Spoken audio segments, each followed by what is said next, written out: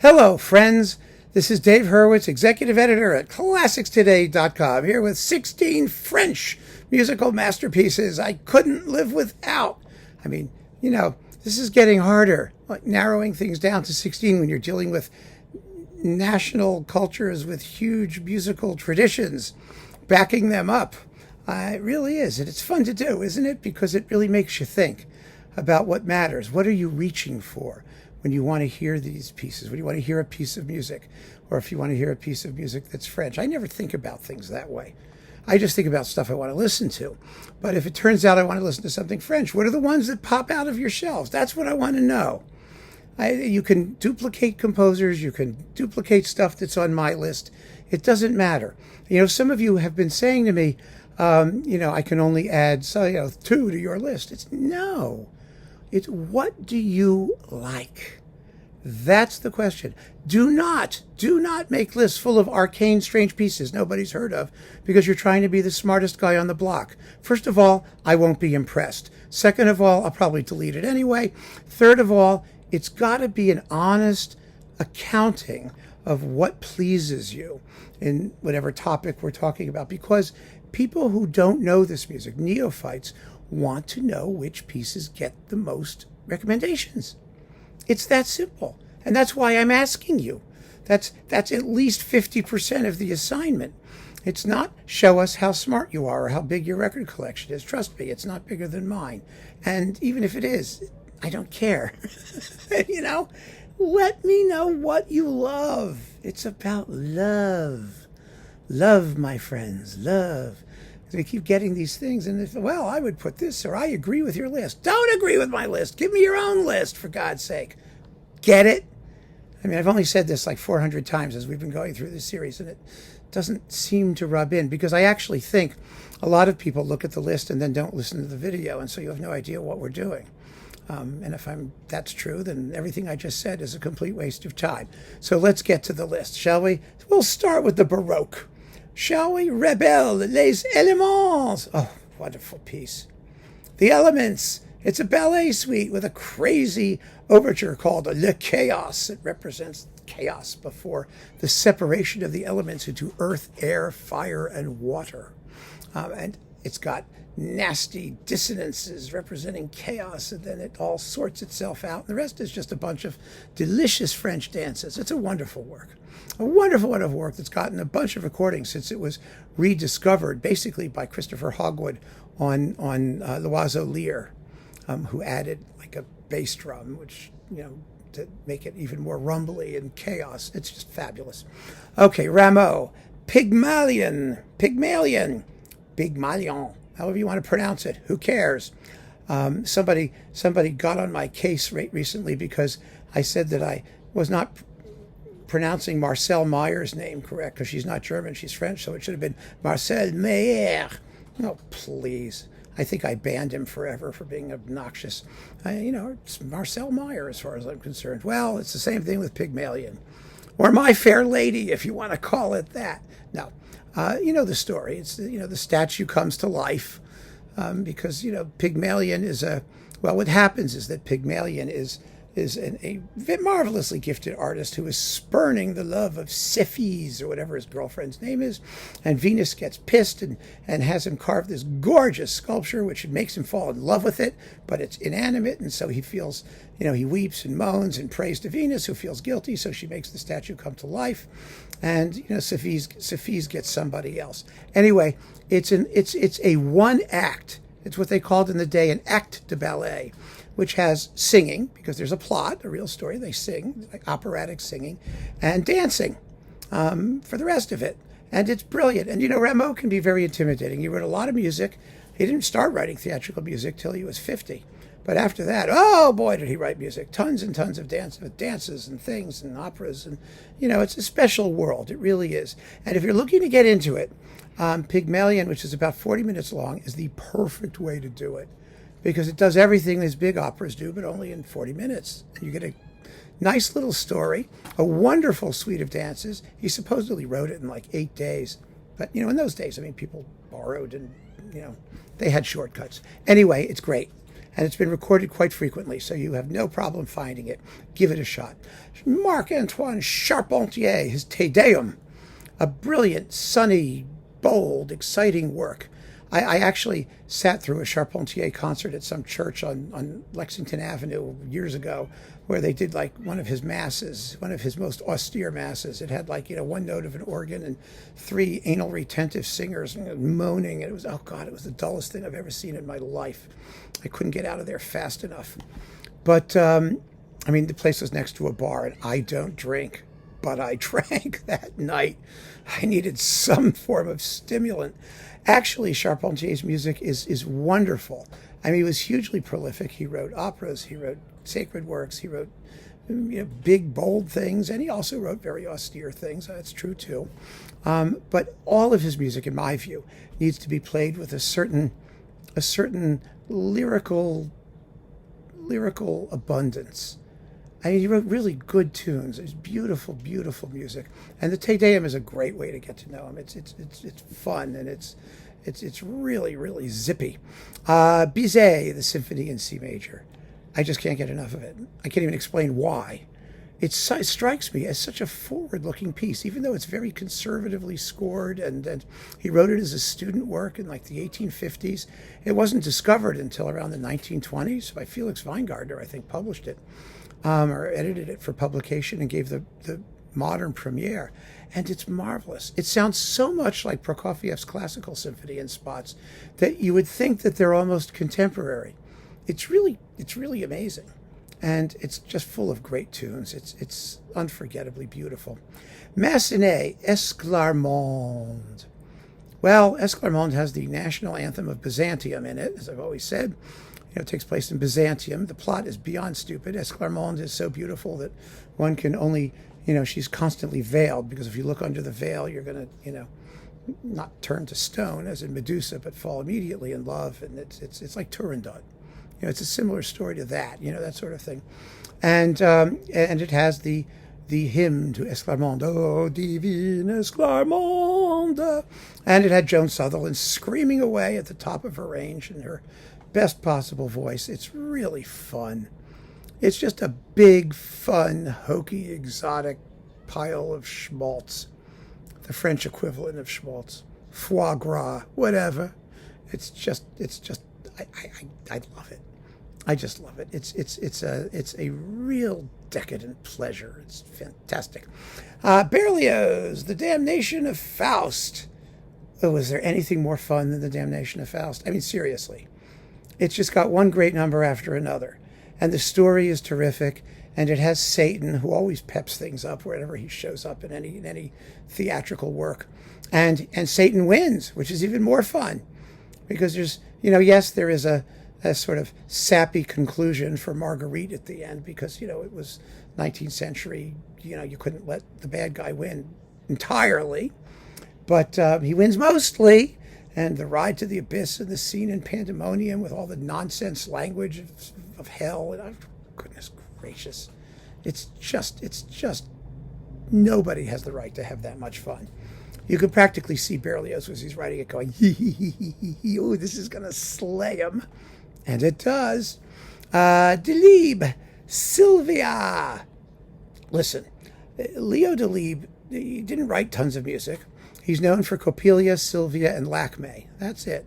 But there are 3 very major works, and they are exquisitely written. Tchaikovsky was dazzled by Coppelia and Sylvia. Those were the works that were his models for Swan Lake and Sleeping Beauty, and rightly so. They take French ballet music and just elevate it, to the next level in terms of quality and finish, and they're gorgeous. They are the best pieces to play when you're in your car and you've got a long trip. Take out Coppelia or Sylvia. I love Coppelia. Coppelia has, that mazurka thing or whatever it is that's just the most fabulous tune in the entire universe, and you get to hear it 450,000 times. It's so much fun. And Sylvia has the huntresses. Yes. Those huntresses, da da ba da ba ba ba da da da da da da ba da bum ba da bum. Oh my God, it's great! And you get to hear that about 50 million times. So no matter how you do it, you're in business. They're just fantastic works. Saint-Saëns, his organ symphony. Another screaming masterpiece. It's very popular. People tend to poo-poo its value because it is incredibly, well, it's just incredibly pompous. And it has pomp. I wouldn't call it pompous, but it has pomp and splendor. And it's incredibly well integrated thematically. It has a motto theme that flows through it. Do, do, do, do, do, do, do, do. That's the finale version. It's the opening theme of the first movement. Like that. It's just tremendous. It's got piano, it's got an organ, it's got all kinds of fun stuff in it, and it's so well written that I think people who criticize it open themselves up to the charge of envy, because it's just perfect and fabulous. There's not a note out of place in it, and it's thrilling. It always gets the job done fabulously well. Alkan, 12 etudes in all the minor keys. Okay, well, we've talked about Alkan a lot, and I talked about his concerto for solo piano, and the 12 etudes have Aesop's Feast, which appeared on another list, and an overture, and a symphony for solo piano, and a concerto for solo piano, and a bunch of other pieces. It's just incredibly imaginative, brilliant, virtuosic music. I can't get enough of it. If Ronald Smith hadn't discovered that music in, the the 80s, I guess, or somewhere around there, and started to revive interest in Alkan, I don't know where music would have been. I really don't. He's a major, major, major figure. A brilliant and wonderful composer. Lalo, Namouna, the ballet. Now, Lalo is a composer. I mean, he's a second-rate composer. He's always been a second-rate composer. He wrote the Symphony Espagnole, which I just detest. That was because I was trapped playing the snare drum part for a Suzuki violinist when I was at Stanford, and I spent days, da da da da da da da da da schnock, da da da da da da da da schnock, da da da da da da da da schnock. You just want to kill yourself. You really do. And Lalo had this awful sense of form. His sonata form movements are dreadful. And, he really, and he wrote a lot of music. He really did.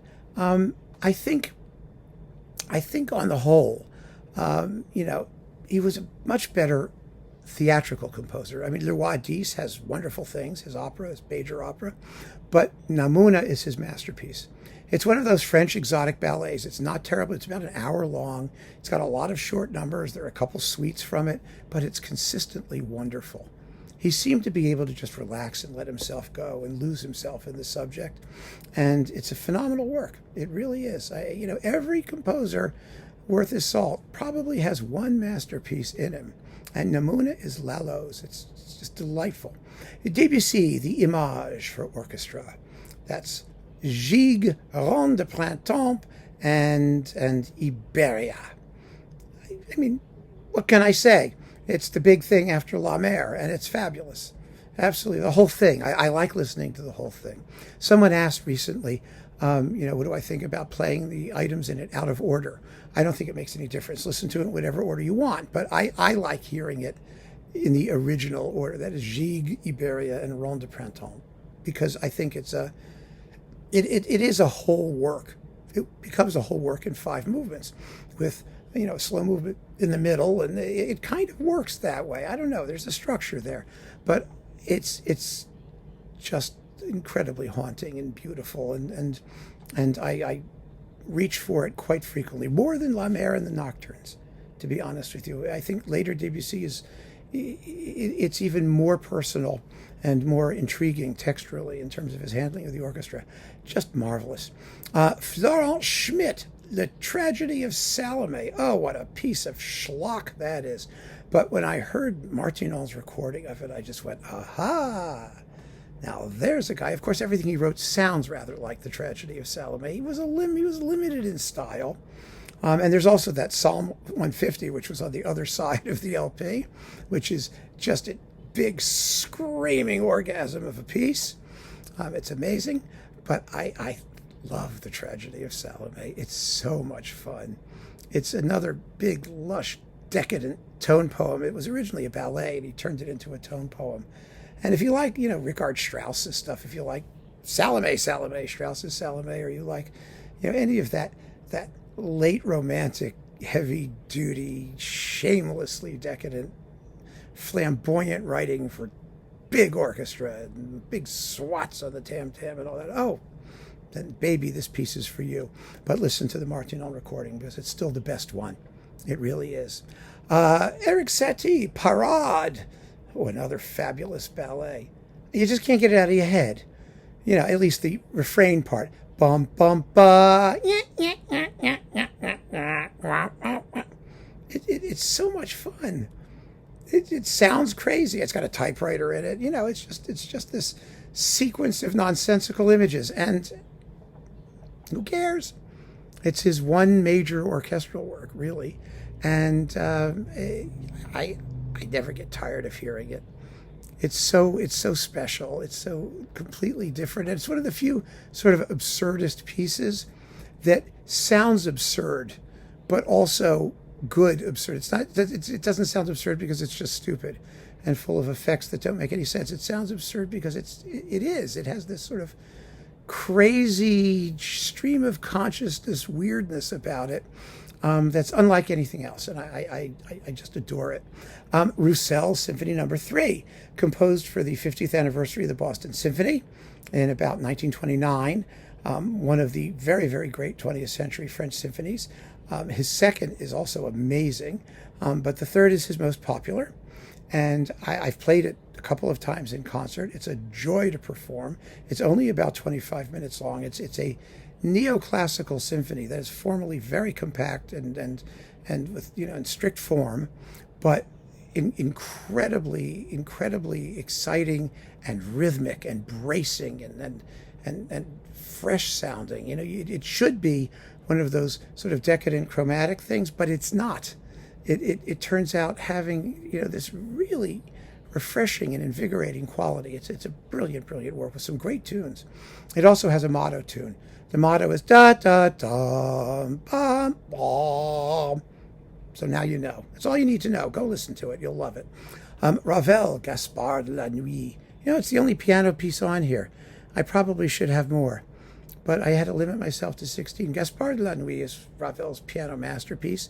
It's one of the great translations of poetry into sound. I mean, each movement is so wonderfully descriptive, but also, formally perfect. It's amazing. The Ondine is the water sprite who's, appears in a spray of water, but she's also, luring men to their death. So there's this undercurrent of danger. And then Le Gibet, is the dead guy hanging on on his hangman's noose thing platform, the gibet, the gibbet. And there's a spider lowering itself down. It's so cool, the way Ravel does it. And then Scarbo, a twisted little gnome of malevolent intent. Fabulous. Just fabulous stuff. And finally, last but not least, Poulenc, Dialogues des Carmelites, Dialogues of the Carmelites. It's an indescribable opera of unbelievably perfect construction. Poulenc was one of the great songwriters, and his setting of words was so natural. I mean, it's almost as though they're speaking through song. There's this immediacy of communication that's almost of speech, but they're singing. And it's phenomenal. It's phenomenal in whatever language it's done. Poulenc wanted it done in the language of the country of performance.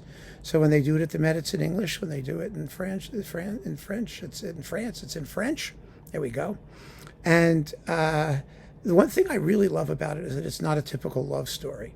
Operas have such boring plots. It's always, a love triangle and someone dies or they get married. If it's comic, the joke. There are two opera plots. They make love, they die. That's tragic opera. They make love, they get married. It's comic opera. Well, this is none of that. This is no making love. This is the French Revolution, a religious order that's convicted of treason. They all get sacrificed at the scaffold at the end with the guillotine chopping their heads off in an absolutely apotheosis of music which is simultaneously sensual and gorgeous and grisly and horrifying all at once. It brings home the ambiguous possibilities of great music in a way that few other works do. It's incredibly moving. And it's about nothing. I mean, it's about a bunch of nuns, basically, and they stand around and they talk about what's going on in their lives. And you'd think it's going to be dull, but it's not. It's actually thrilling. It's really thrilling, and it centers around one nun, Blanche, who's one of these nervous French types, who is afraid of everything, and she, joins the convent to get away from the world, but of course they're all condemned to death, and she runs away. And then at the very end, she comes back and joins them in death, and it's just the most heartbreaking, beautiful, humane work. It's really special. And I just adore it. So there you have it. That's my 16. And I mean, there are so many other pieces I could have put in here, and I know you're going to face the same conundrum that I do. But stick with it. No honorable mentions, no appendices. 16 or less. That's the assignment. So keep on listening, friends. Thanks so much for joining me. Take care.